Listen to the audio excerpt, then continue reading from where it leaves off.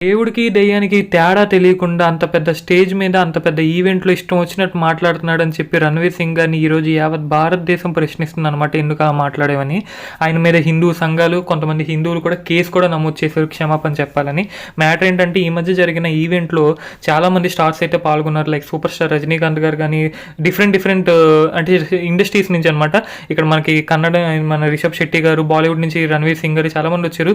ఇందులో 'రణ్వీర్ సింగ్' గారు స్టేజ్ ఎక్కి మైక్ పట్టుకొని రిషబ్ శెట్టి గారితో ఈ విధంగా అన్నారు. రిషబ్ శెట్టి గారు, మీరు చేసిన 'కాంతారా 2' సినిమాని నేను థియేటర్లో చూశాను.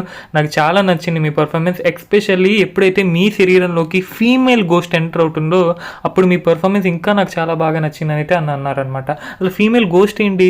'కాంతారా' చూసిన ఎవరికైనా తెలుసు రిషబ్ శెట్టి గారి బాడీలోకి ఆ టైంలో వచ్చింది ఫీమేల్ గోస్టా లేకపోతే దేవుడు, చాముండి దేవా అనేది.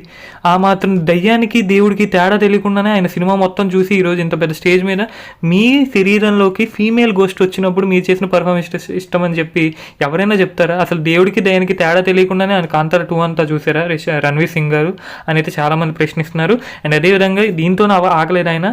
రిషబ్ శెట్టి గారు ఏదైతే ఫీమేల్ దేవుడు చాముండి దేవి ఆయన శరీరంలోకి వచ్చినప్పుడు ఆయన చేసిన పర్ఫార్మెన్స్ ఏదైతే సినిమాలో ఉంటుందో ఓం అని అరుస్తా అదే పర్ఫార్మెన్స్ని అంతమందిలో ఆ స్టేజ్ మీద ఆయన రీక్రియేట్ చేయడానికి ట్రై చేశారు. చాలా చండాలంగా, చాలా దారుణంగా అయితే చేశారనమాట. 'కాంతారాని' యొక్క కల్చర్ని ఆయన అవమానించారని చాలామంది అంటున్నారు. ఆయన మీద కొన్ని హిందూ సంఘాలు కేసు కూడా పెట్టాయి.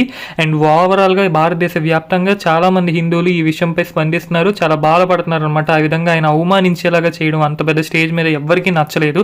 అఫ్కోర్స్ ఆయన ఇప్పుడు సారీ చెప్పారు. ఆయన ఇంటెన్షన్ అది కాదని ఆయన చెప్పారు. అఫ్కోర్స్ ఒప్పుకుంటే ఆయన ఇంటెన్షన్ ఏదైనా అయ్యి ఉండొచ్చు. రిషబ్ శెట్టి గారు పర్ఫార్మెన్స్ బాగుందని చెప్పాలనుకుంటే చెప్పొచ్చు.